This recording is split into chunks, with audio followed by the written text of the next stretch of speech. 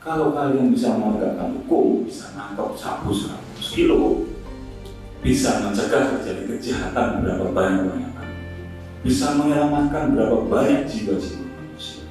Saya kesini ingin berbuat untuk masyarakat Aceh. Tanah ini terlalu sayang untuk kita tinggalkan. Negeri ini terlalu hebat untuk kita tinggalkan begitu saja.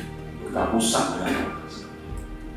Hanya kita yang bisa menyelamatkan, bukan orang lain.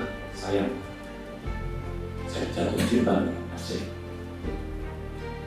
Maka saya bekerja di Aceh.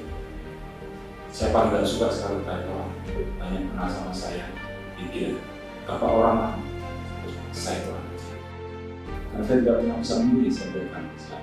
Tapi sekarang saya dari Aceh, saya buat masyarakat. Saya berbuat untuk leluhur-leluhur yang sudah membangun Aceh sendiri. Nangis itu Malayani, nangis untuk umat, nangis itu Junaid. Kalau kita tidak bisa mengisi Aceh ini, kita harus berjuang Islam. Selamatkanlah orang-orang yang bicara kita berantas narkoba.